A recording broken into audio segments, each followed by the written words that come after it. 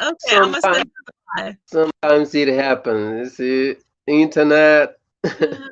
It's all good. It's all good. So I told I asked Beza to put a note on there because we had several people that were coming that were I could see that there were people looking. Yeah. Um so I just told her to put a note on Instagram to say that we're here. So I just moved us over here. So Okay. it's all good. That's How's the good. family? Family's great. Yeah, me just finished like this year. She just got the result like yesterday. Oh, And good. now she passed to the eighth grade. Oh, congratulations. I know you're a proud father. Yeah, this year was it's been a little tough for all of us, you see, or especially for our people in the diaspora. Uh-huh. I'm following a lot, especially in the what happened in the U.S. Mm. And Yeah. here as well. Uh, Yeah, yeah.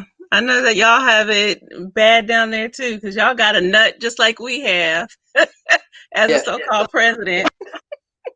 but you are happier because you got a hit of some pain in the state, and that we still have 2 more years That's true. with this one here with that guy in Brasilia. So we Mm-hmm. have 2 more years to get ahead of him. Oh So Lord. Oh Lord. it's been we are just talking about because in Egypt they used to send one prag once at a time, Uh-huh. and here we had a two at the same time. We have Bolsonaro and the COVID-19. Yes, that's true. That's true. Two at the same time. You see? So I see that you guys, some of your Afro-Brazilian folks is on already. They're making comments. So just well on the right hand side, it'll show comments that people are writing. So it's in Portuguese. So I know that that's for you.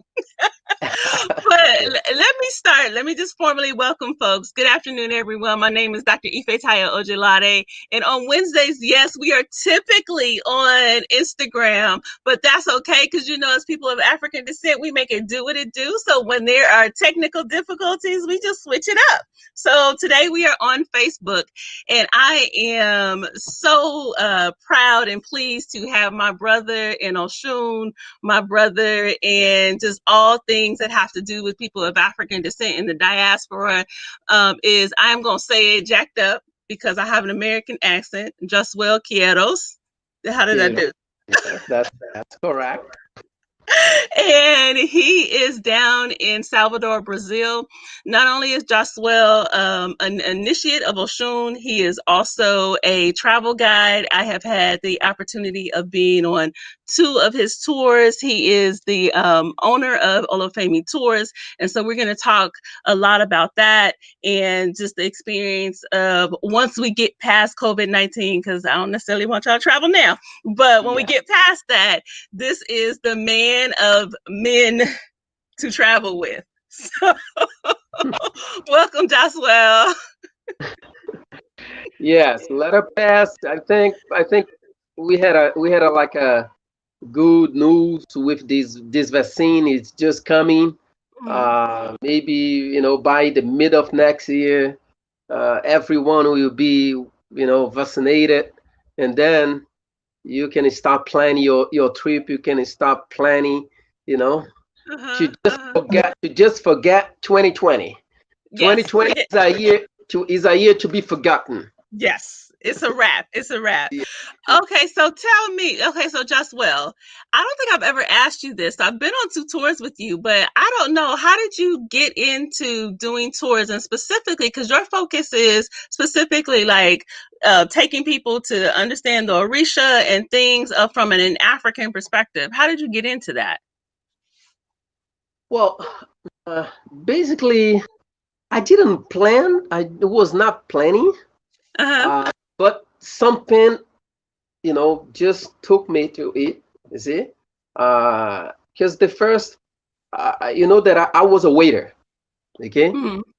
I was a waiter. I used to work, in restaurants. Uh-huh. And so when I took the waiter course at Senac, is one uh, restaurant in Pelourinhos, is a cooking school. Mm-hmm.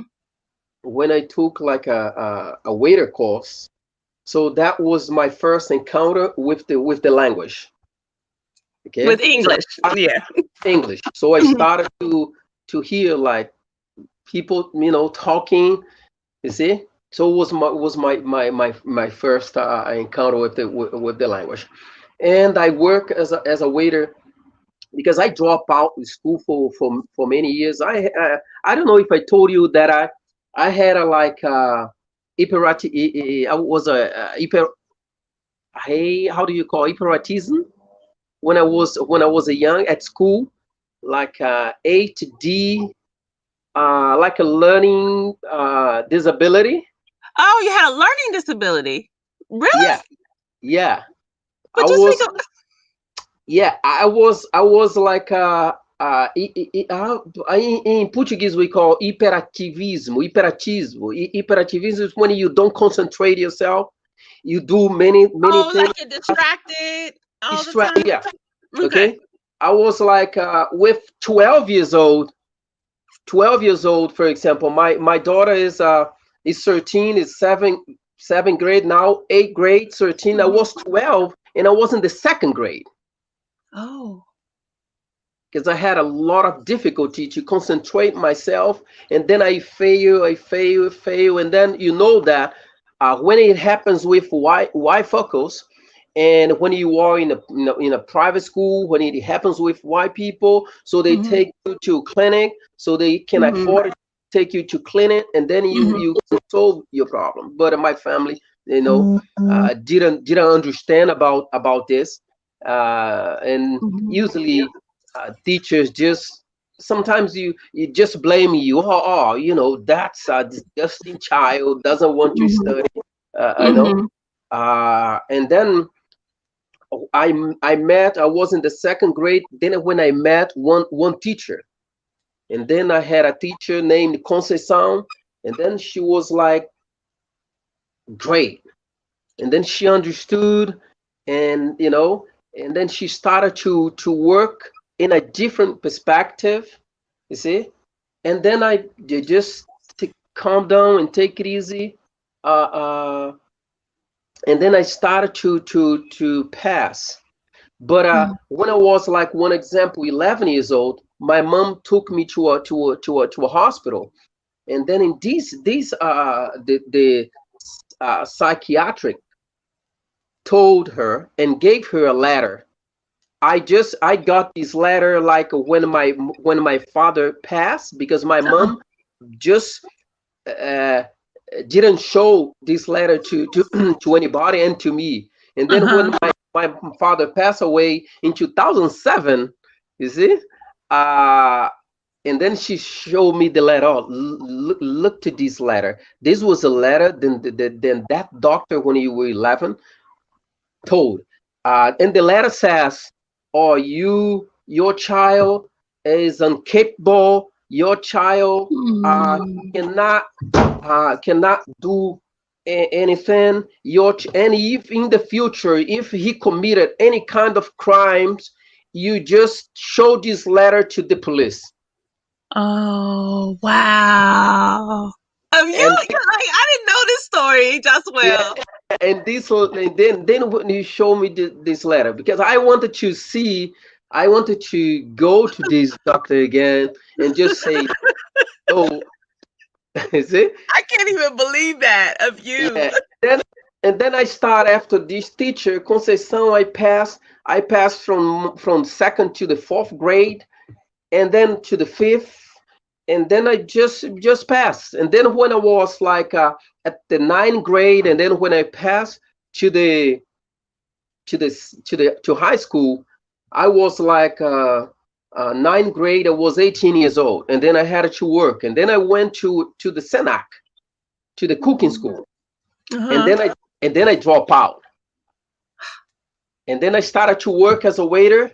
Mm-hmm. See, and and then I started to learn, for example, languages. And then I had a lot of it was very easy for me to learn English. I had no difficulty at all. I learned English quick, and then I learned Spanish and Italian at the same time, studying both language. You see? So you know 5 languages, but they said that you were never going to be able to do anything. Okay. Yeah, They, know, they do that to us here in the U.S. too, right? see? They do that to us here. You see? And and then when I was there at the school, and I finished, I started to work as a waiter, and then in about 1990, I met a a girl. Was during carnival time. I met a girl who is a great friend of mine. His name is Célia Lobo, and then we date for 3 months, but she changed my life completely. You see, even the subject that I studied at school, you know, she influenced me. She said, no, no, no. I was going to study tourism, and she said, no, don't study tourism. Go to education, study language arts. Okay. Then I went to started to study, you know, language. And I finished high school. She said, oh, go and finish high school. I finished first year, second year, third years, and senior high school, and then 1 year of preparation. And then in 1998, I went to college. You see? And then when I was still in college, you see, I did a contest for the state government for you know, to be a teacher, and then I passed, and then I start at the same times on the tour business. See, so you're a teacher and you're a tour guide. That was my. I usually say that the tour is my alcoholic. Your addiction. Is my passion. Usually, yes. I love to do what I do. I love to guide. I love to work as a tour guide. I love to plan people's trip. You see, I'm a person of service. I like to organize things, and you see, so that's why I went to the tour business. Okay, but why specifically? Because you could have done all kinds of stuff, but you specialize in like the Orixa and like African traditions. Oh, and let me say, because some people may not know what the Orixa are. So for those of you that don't know, when we talk about the Orixa, those are the indigenous deities, or is part of the indigenous spiritual system of the Yoruba people from southwestern Nigeria. And what we know, and Josuel and I are an example of, is that the Orixa there's a saying that the Orixa will never die. I don't know if you've heard that, Josuel. They say the Orixa will never die. So they have spread around the world.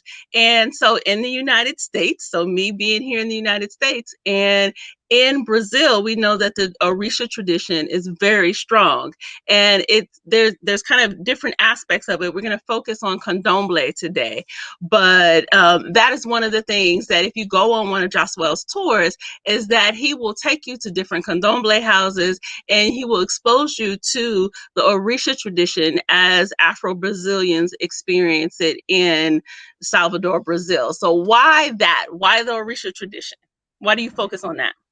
Yes, the Orisian tradition is another thing very very interesting and funny in my life, because my great grandmother was a very important and famous Orixa in the countryside. Okay. Okay. And then my mom and her sisters did not follow. When my great grandmother passed and my grandmother passed, they became evangelicals, Pentecostal. And then they kind of the same, but and then they destroyed everything. And then I lost I lost those connections because when I was born, Mm-hmm. my mom was already a Pentecostal. Oh wow. So I lost completely this connection. And then I grew up in a family of always listening to bad things about Candomblé. You see, you know Mm-hmm. how they talk about us, how Mm-hmm. especially Brazilian Pentecostal, they grow attacking us. They see us as demons and devil Mm-hmm. project. You see, Mm-hmm. and then when I was like, they used to take me to the church, and then until about my 12, 13 years old, I didn't want to go anymore.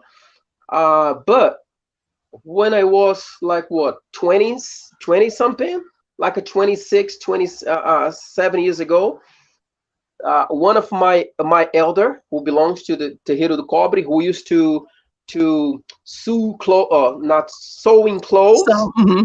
make some Afro clothes. Her name is Uh-huh. Sarah. Her name is Sarai. She's an Ebomi of a Shossi.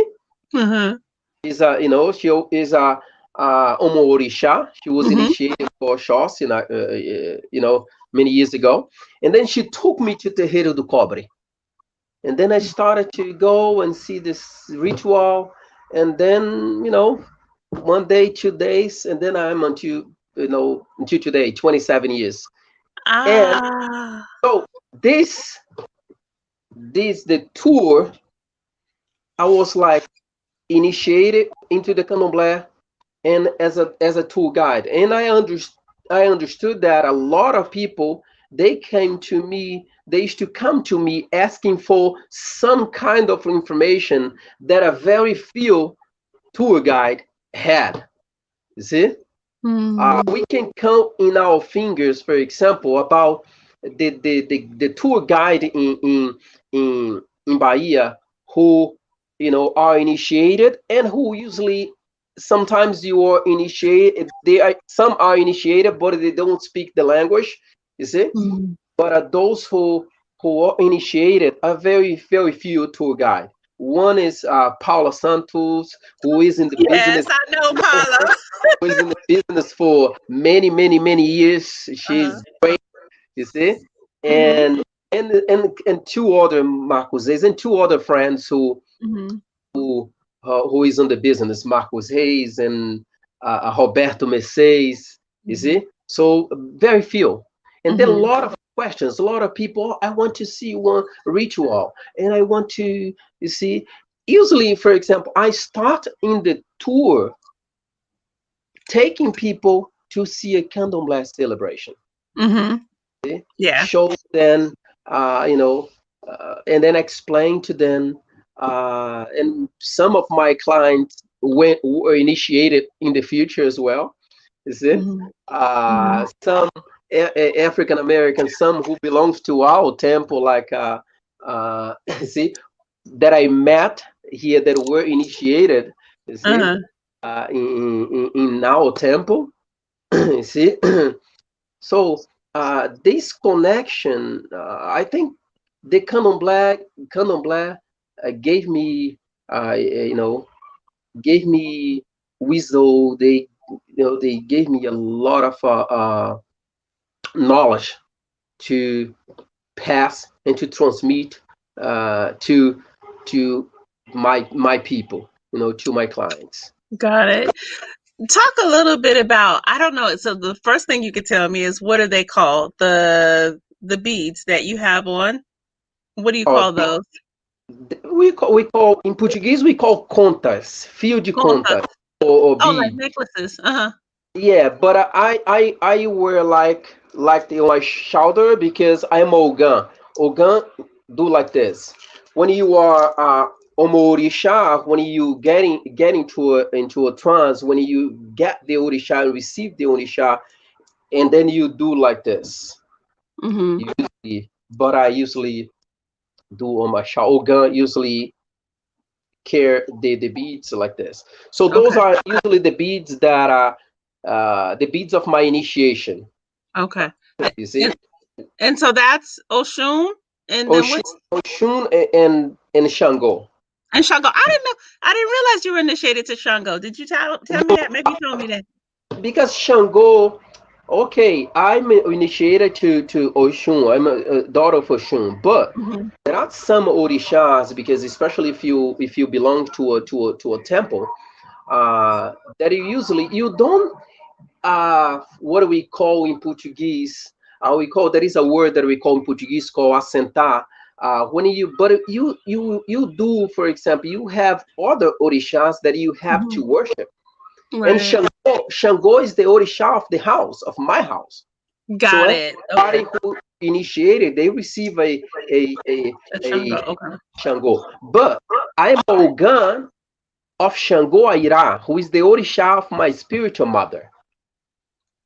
So it Got was it. the Orixa of my spiritual mother who picked me, who chose me to be his organ. You Mhm. see, Okay. so that's why I have to carry one beads of Shango Aira in So Oshawa.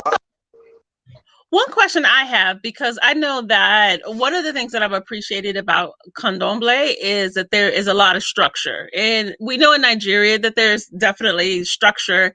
And in the US, we may not necessarily always see the same structure. And so you'll have roles in your ilays that I didn't have not necessarily seen here in the US. So like when you talk about Ogan, just in case our listeners are hearing that term for the first time. What's the role of an Ogan in Ile? Oh, well, Ogan is the jack of all trade in the temple. Which is you. That is so you. Just that is you. We're gonna talk about that in a second, but that's you. Okay, Ogans, for example, Ogan Ogan are men. Okay, Okay. Ogan are men who don't get into a trance. Okay. But Ogan have Orisha. We have our Orisha. We feel our Orisha. We Mhm. we just don't receive them. Okay. But Ogans, we do like, for example, everything in the temple. We, in terms of maintenance, painting, and everything we do. For example, we deal with the initiated animals. For example, Okay. only organs, deal Okay. with the animals. So that we there is a usually a word for Ufaistudo, means jack of all trade in the temple. We Hmm. have we have different rules of organ. One organ that we call Ashogun, who is the organ who deal with the animals. We have the organ de sala is usually the organ who receives people when they come to a temple to see the celebration, and then the organ welcome them in and sit down here, sit down there. You see, Okay. we have organ. Uh, different function. But usually in my temple, we don't have that very uh, separated. Sometimes you do everything, but we know exactly. For example, if the Ashogun is in the temple, Hmm. so he is gonna deal with the animal. I'm not gonna deal with the animal. He's responsible for that function. If Got it. he's there, I can do, or I can help, because they Ashogun, they don't do alone, so they have to have someone else to assist him. But he's the main guy. I You got see, Ogun. But who don't get into a trance, we it. call ekedi. That's the word I was gonna ask you. Ikeji. Okay. Ekedi, ekedi. Hmm. Let's say that Ogun and ekedi are the right and the left hands of the spiritual leader. Okay. Okay, are the assistants of the spiritual leader. Okay. Okay, Okay. Ogun and Ekati. Okay. Now, See, question. and, And I see some of Ekadi, our listeners have questions. hold on. Mhm. Ekadi is called the mother of the Orisha, as well as Ogun, the father. Okay. Okay. See, Huh. Now, are there other roles? I mean, I know you have the leader of the Ile. Yes, yes. Uh-huh. And then we have it's a different path. Even the process of the initiation is different. For example, the initiations of Ogan and the initiation of Ikedi is a different than the initiation of Omo Orisha. So Okay. the Omo Orisha, those who receive into a trance, who get into a trance, so they are, and then we have different steps. For example, the Abiyan, Abia. the Abiyan is the beginning. Is, for example, that person who has no function. For example, just beginning in the temple. Ah. Doesn't know what she's gonna be. If she's gonna be a Kaji, if it's a man, if it's gonna be a Ogan, Abiyan. When that person receives the Orisha, and if they don't do their initiation, they are Abiyan. They just become a Yao after the process of initiation. Got it. When they Interesting. when they get into an initiation, and then that person becomes a Yao Yeah. for 7 years. For 7 years? It depends. Can be more. It's like Mm-hmm. this. 3 years after the initiation, she can do what we call Odunita. Mm-hmm. Is a kind of obligation of 3 years of the initiation of that person. And then 7 years after her or his initiation, he does a very big and important obligation that we call Odun Ije. Odun Iji. After the Odun Ije, that person becomes a Ebomi. Ebami. Yeah, that was the other word I remembered. Yeah. Ebomi, one Ebomi can become a spiritual leader. One Ebomi can have some important titles in the house. One Ebomi can, it depends on her past. She can becomes a mother. She can initiate someone. Okay, she can open a temple only after she receives. She passed through this initiation. Okay. Okay. Now, are there particular people in the temple that do readings, or is that only the leader? In that specific thing, in one temple, only the spiritual leader does the reading. Ah. And Only. so the spiritual leader does the readings for everyone in the temple? Not only in the temples, but also outside.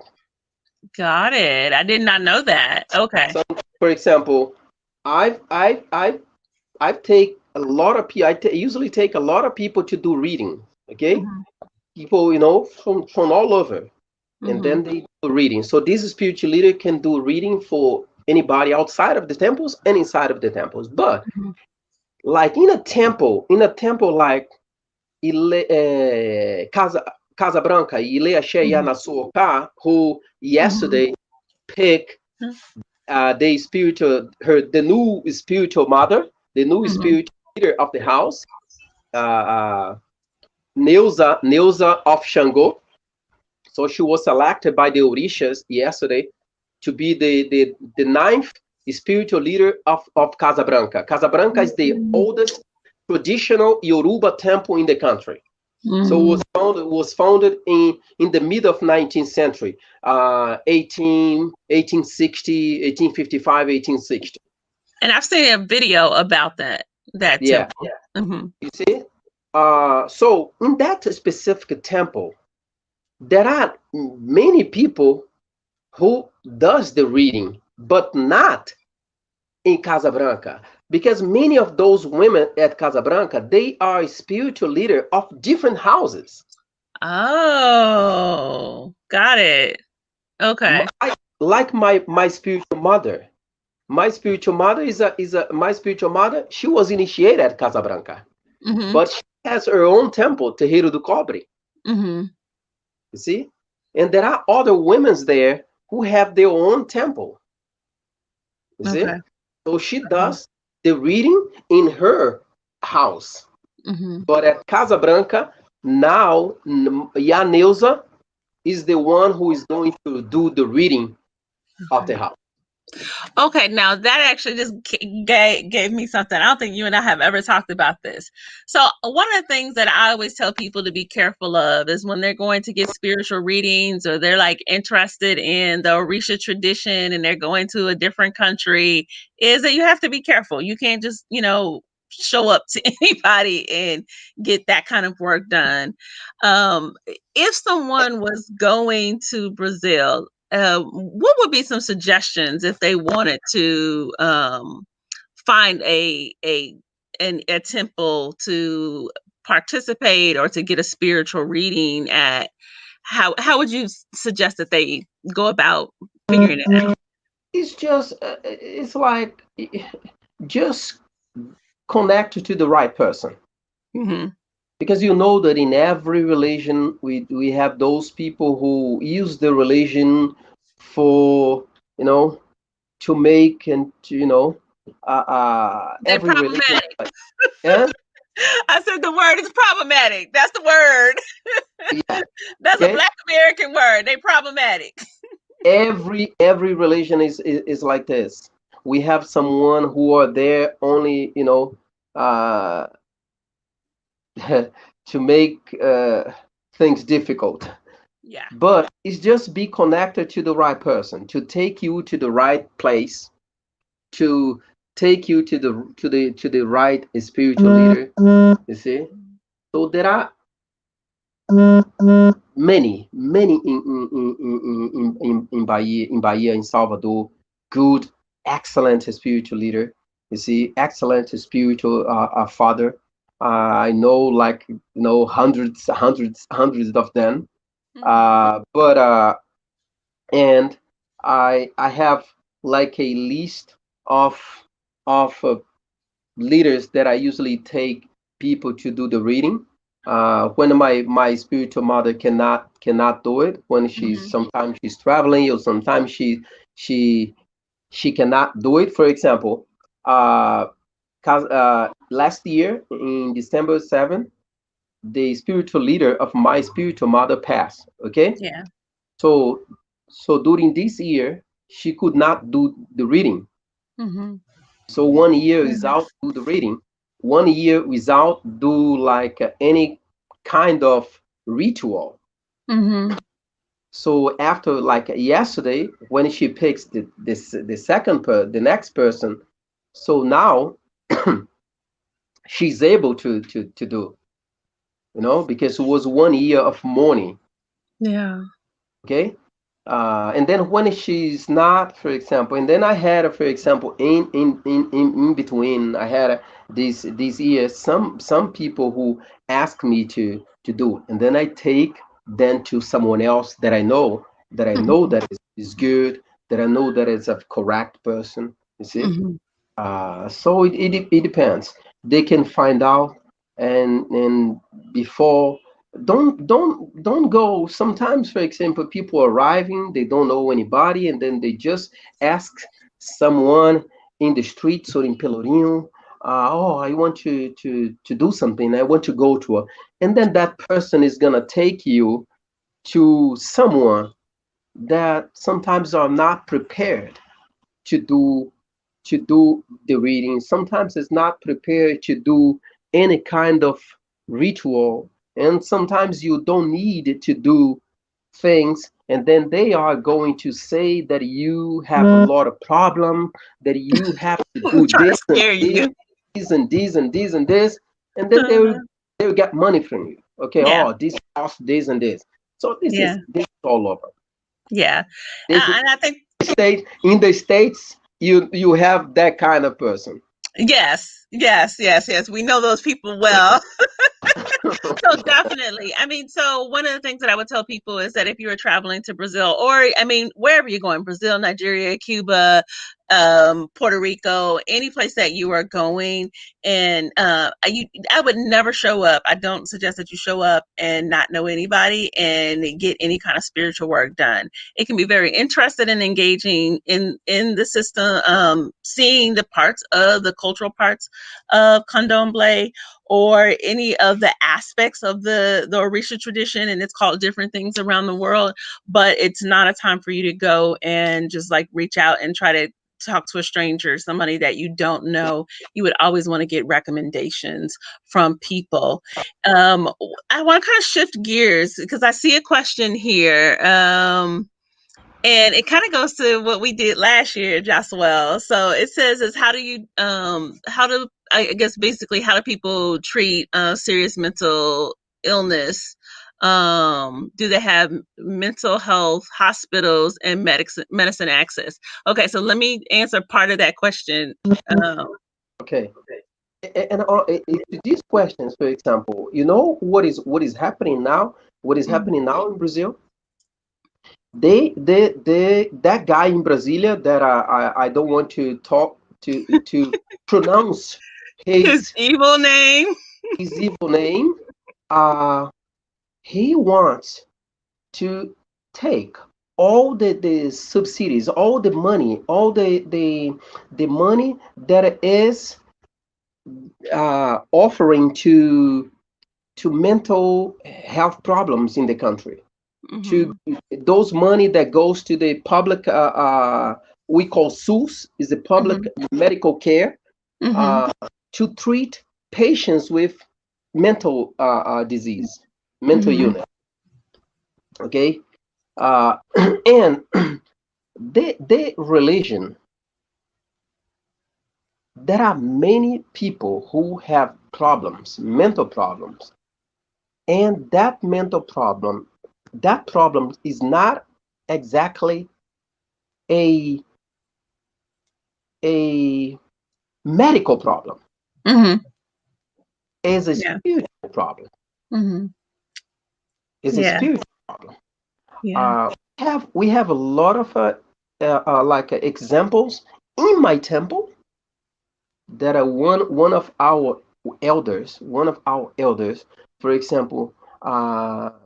Some of my abomi went to the hospital, the mental, because nowadays we don't have any more, let's see, a hospital specific for mad people.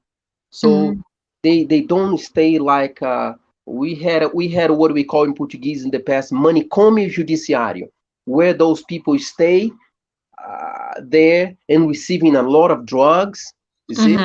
Now it's like an asylum. That's in English. It's called an asylum. Now they receive the treatment, but they have to come to the family. So what happened is those people. So some of my elders went to the hospital and picked one lady who was there, who was completely mad, a lot of drugs, and now, but her problems was not medical. She was a daughter of Omolu. She was a daughter. She was initiated for Omolu. After that, and then now she just graduated from college. Ashe.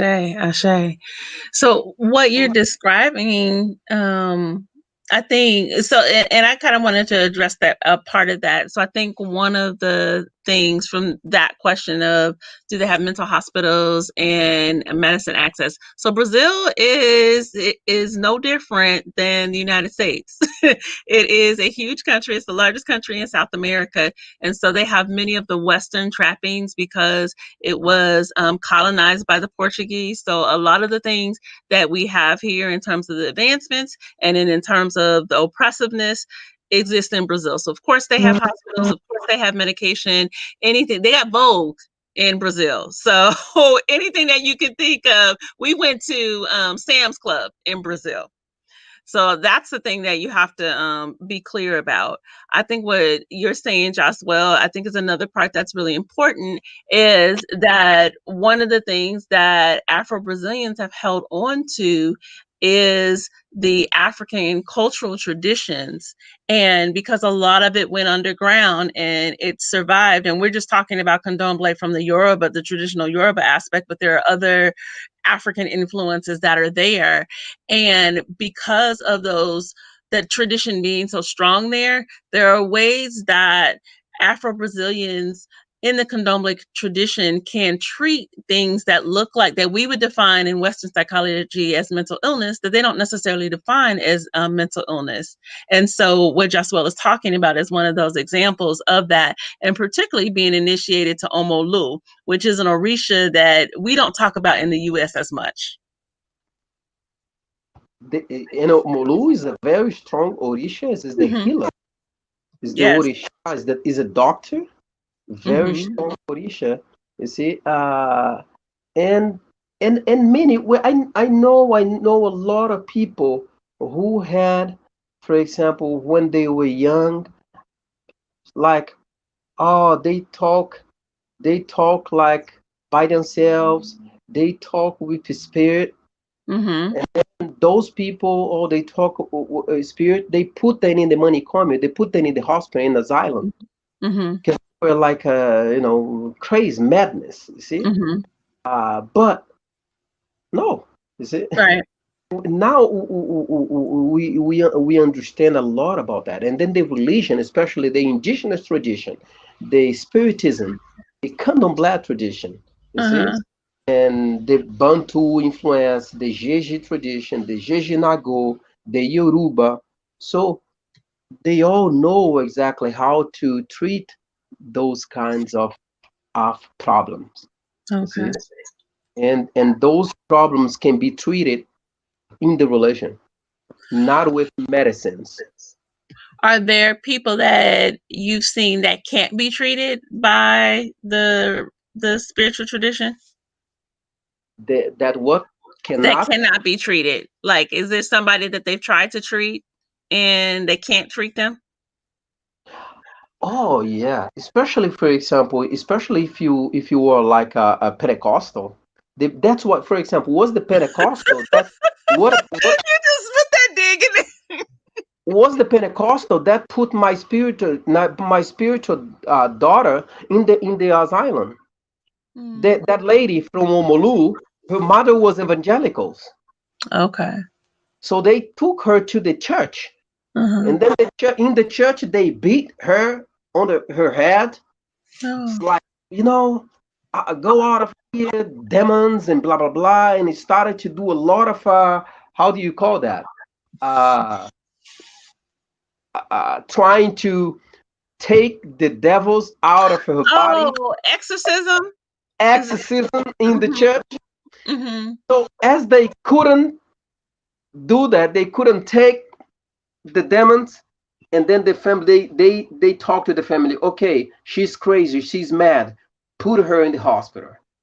Wow. And then the family put her in the hospital. Wow. So the evangelicals, for example, when they have those kind of, they don't know how to treat. So they take to the church, and then this is not a church, and then they in the hospital.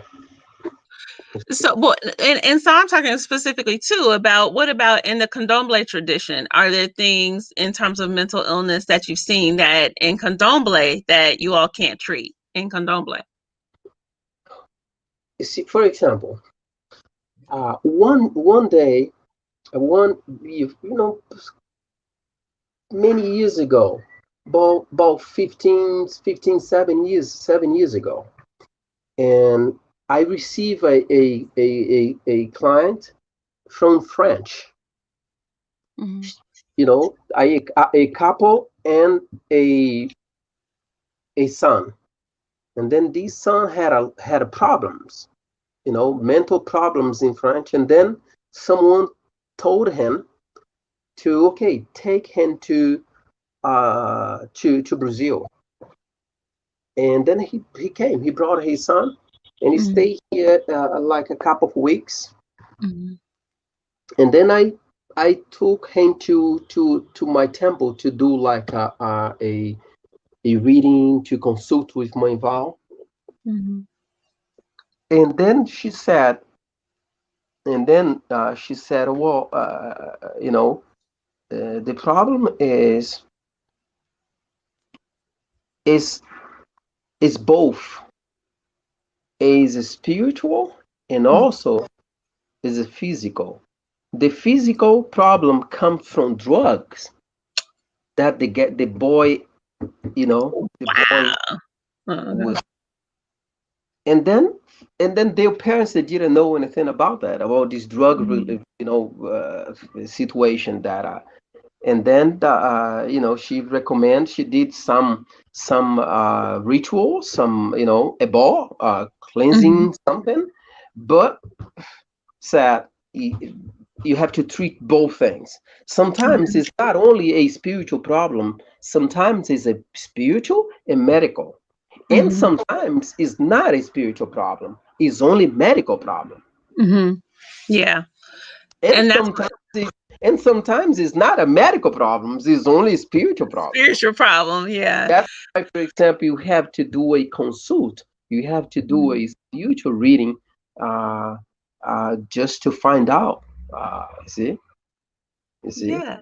No, I mean, that's helpful. That's actually some of the stuff that I always say is like, we don't know. I mean, it could be both. It could be one or the other. And one of the ways sometimes that you find out is like through a spiritual process, through a legitimate spiritual process, not just going, responding to somebody that reaches out to you on social media and says that you are possessed by demons. That group, for example, July 2000 was 2019. 19, yes, yeah. We had a lot of people, for example, psychiatrics, and then psychology, and most of them, almost all of them were connected to Candomblé, or some were connected to Spiritism, and then some were connected to indigenous tradition. Yep. You see? So they all exactly know. For example, if you go to someone who, for example, who is a psychiatric or psychologist, and that person has the understanding about the traditions, about the religions and spiritism and Candomblé and indigenous tradition, so it's easy for them to understand. Oh, this is something, you see, or it's not only that it's you have to go to a doctor, or let's gonna do something here, let's gonna do something in the temple to help you to solve these problems in the hospital, you see. So sometimes everything is connected. Okay. So I know we are coming to the end of our time together. If you all have questions for my colleague, Josuel Queiroz, and I've told you I'm saying it wrong, but if you have questions for him, put the questions in the chat. I would love for us to have a dialogue. Josuel, translate that one that's up there at the top. What does that say? This one on the screen.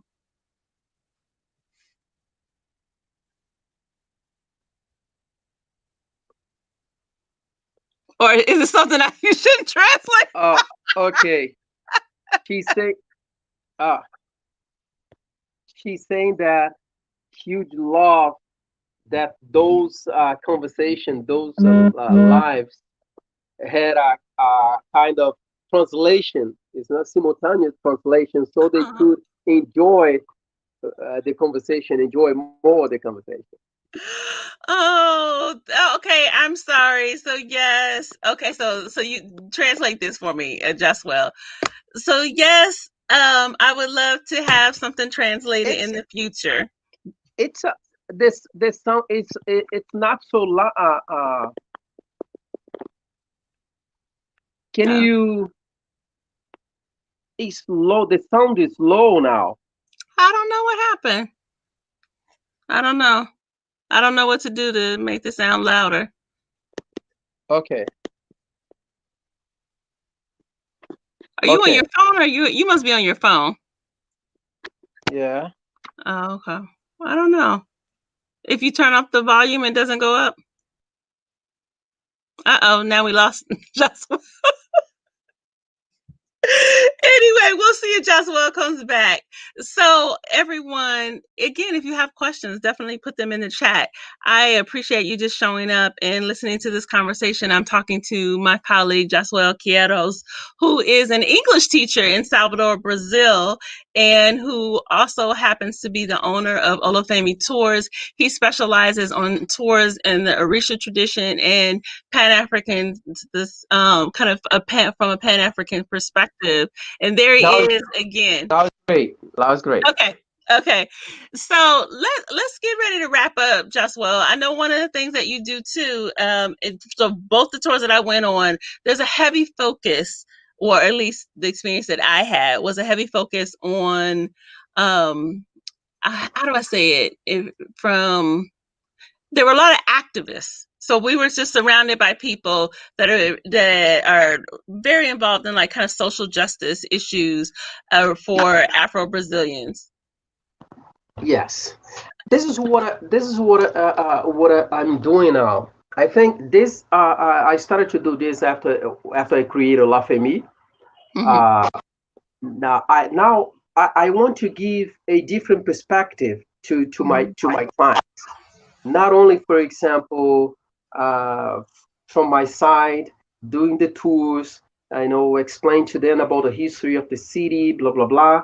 But also, I like to invite someone, for example, sometimes most of my people, sometimes I receive people, okay, feminism, or people that are involved in the social movement and black movement in the States, or social movement and women movement, and I invite someone to talk, to come and give a speech to them.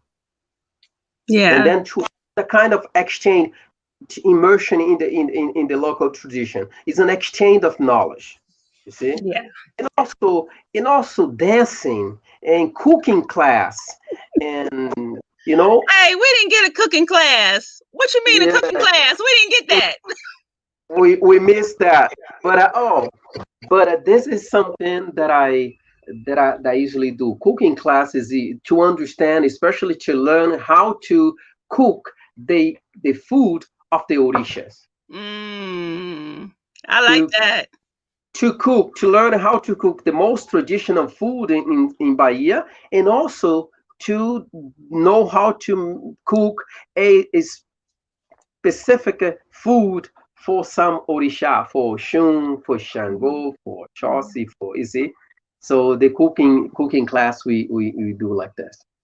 Oh, I like that. Okay, so we'll have to do that again. Okay, yeah. So one of the things that I want you to be clear about. So again, we're going to forget 2020. We're at the end of 2020. So hopefully 2021, you can book a tour with Josuel. Josuel, do me a favor and in the chat, put your website so people can go to your website. So type that in for them.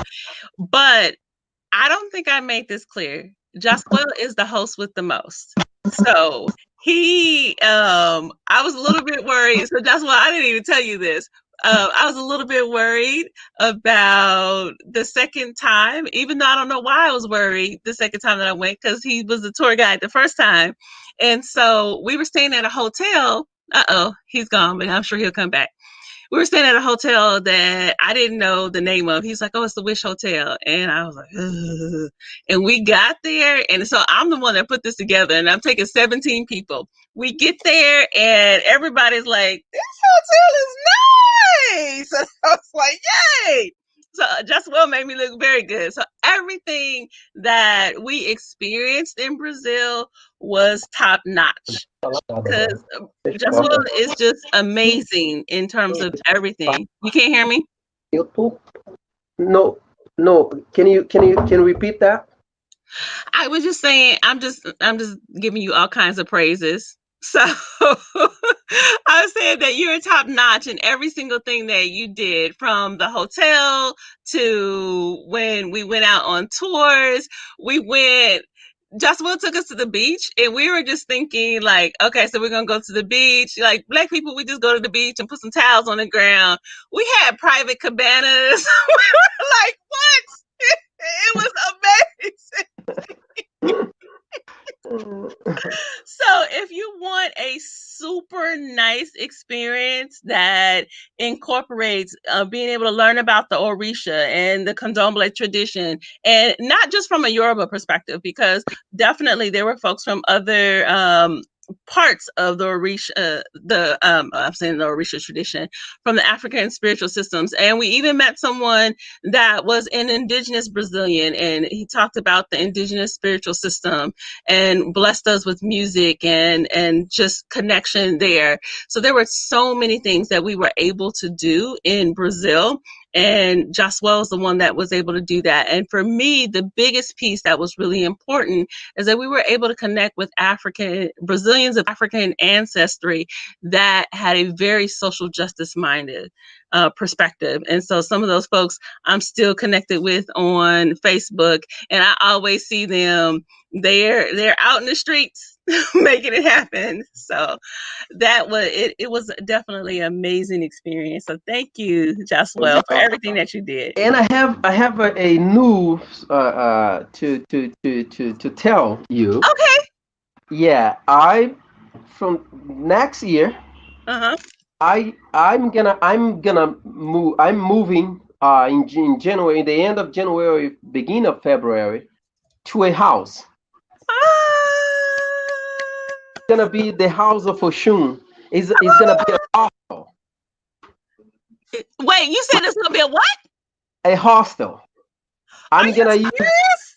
Yes, I will have like a six room, six suite rooms with bathrooms and with all, you see, with a beautiful backyards with a lot of paintings of the Orishas, grass, a space to do our dancing and dancing class. Our conversation is gonna be in the house. What? Okay, now, but you gotta have a space. Now, is there a space where we can have like a meeting room so I can bring some people? Yes, for example, I will have six rooms to uh, to use to receive people. For Okay. example, for sure that if I have like a small group, uh, for example, the rooms in some 3 rooms, I will have like uh, you know 2 beds or 3 beds. So let's say that I have 12 people. Mm-hmm. 12 people, they can stay very comfortable in the Mm-hmm. house, 2 in each rooms. So every Okay. room will have like a safe closet, bathrooms, and the five stars service. I'm sure, because it's you, Josuel. I'm sure. And especially I'm thinking about the new the new tourism after the pandemic. Got it. Gonna Got it. be there's gonna be a kind of tour, very exclusive tour, not with big hotels, a lot of elevators and something like that. Okay. Most of the people, they wanted to stay in families in a small, good, you know, clean and good, but not as big as huge hotels. Okay. So that's Okay. why I'm preparing to that. Okay. So, are there places though? Like, so if I bring 12 people, do you have a meeting room where we could do like a mini workshop? Will there be that, or we had to go offsite to that?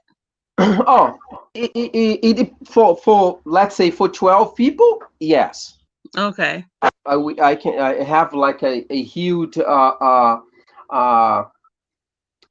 rooms where we can have like the conversation. You can have a slide. You can have Okay.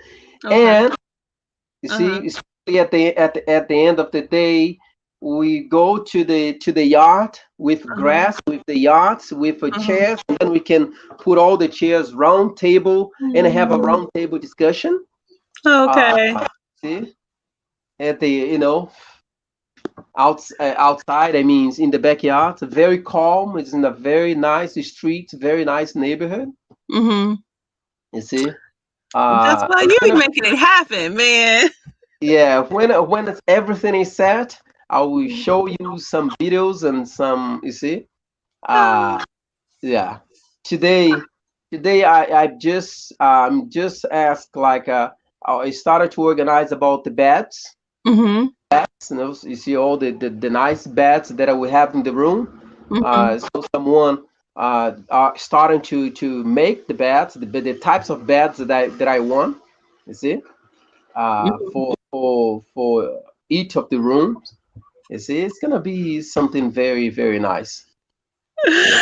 I totally believe it. So, what are the jokes? Okay, so what are the jokes that we had the whole time that we were we would be looking for something, and we were like, okay, so what if we wanted to buy some real estate? And then somebody would turn around and be like, Josuel, I bet you're a realtor. He was like, yeah, well, I could do that. Oh, I could do anything. you know that I work you know that I was a broker, yeah. That's what I'm saying. Yes. I, I work as a broker for a few years, about 5 years, and I still have the license. Still today, I have a license for that. Uh, it's, So if you want to learn about Candomblé, if you want to know who the social activists are, if you want to get a reading, if you want to buy some property, if you want to go to the beach and stay and have a nice luxury experience, Josuel is the man for you. thank you, thank you. Well, this has been it's such a pleasure. Thank you, Josuel, for coming and talking to me. You're welcome. You're welcome. Was Yay. a pleasure. It's always a great pleasure to talk to you. You see, Yeah. you were a very special person. Aw. That I like to go and I like to talk. You see, and how are the daughters and your girls? Those grown women are doing good, so they're about to graduate. So yeah, so they're doing excellent. I mean, a little stressed because it's the end of the school semester. So like right now, oh, you guys are getting ready. This is summer for you guys, right? Is it getting ready And for summer? it's gonna start in December, the end of December, December 21st. Right, right. But at the year, for example, my daughter now, for example, December 5th, so she received the result now. Only in February she's gonna start. Oh yes, yes, yes. Okay, well tell my sister that my young sister, I said hello. I know she speaks English even though she tries to be a little shy. All right. And tell my sister Regina that I say greetings to your wife, okay? Yes, thank you. Regina went to Casablanca now because she went to see her spiritual mother because her spiritual mother is the new leader of the Casablanca. That's excellent. Well, you tell her I said hello and tell everybody there hello. I have a plan on going back. I've been talking to some folks, those folks that you introduced me to, the mental health people. So we have a plan on trying to get back to Brazil. So now that I know you got this whole little, accommodations place, so I have to think about that. So I have put your information in. I put Olafemi. Is it Ola? Oh, I did it wrong because it's olafemitours.br.com. Is it? .com.br. Okay. So you guys I have to put a BR on the .com. BR. Yes, BR. Dark. I think I shot you. No, I did not shot. Mm-mm. Hold on. I didn't see it. I tried to put it, but I forgot to put the BR. Hold on.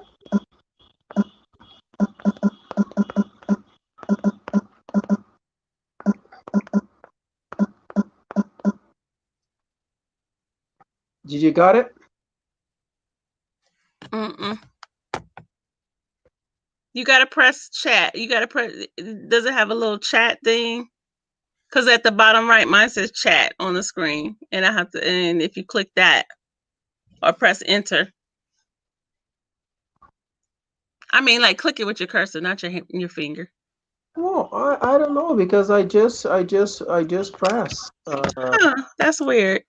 Okay, so I am going to do it. I'll just do it again. Olafemi Olaf wars.com.br. Dark PR. Okay, so the BR guys, that's for Brazil. So if you are interested, I hope that you are interested. Salvador is an amazing city. It is, I was gonna say it's my favorite city in South America, but I don't know if that's fair because I've only been to a few in South America, but I love Salvador. So, and I definitely plan on going back again. So, Josuel Queiroz, thank you again. You're You welcome. take care of You're welcome. yourself, okay? You're welcome. You're welcome. Great Okay. talking. It's good talking to you. All right. And everyone, thank you for showing up and coming over here to Facebook every Wednesday. I'm actually on Instagram. We had to work through some technical difficulties, but that is okay. So we are here. Definitely hang out with me next Wednesday. My sister, Tandi Chimarenga, is going to come and we are going to talk about raising Black children in the context of Lovecraft Country. So if you have watched Lovecraft Country, are they showing Lovecraft Country down there, Josuel, in Brazil? What craft? Lovecraft Country? Lovecraft Country. I'm going to country. send it to you. Everybody was talking, oh, well, Black people were talking about it. Send it to me. Yeah, I'll send it to you. I mean, it has a lot of African American context to it, but because you all experienced the same thing down there in Brazil, dealing with those Europeans that we did, you'll get it. You'll get it. So, anyway, it was good talking to you. Thank you. Take care, You're everyone. welcome.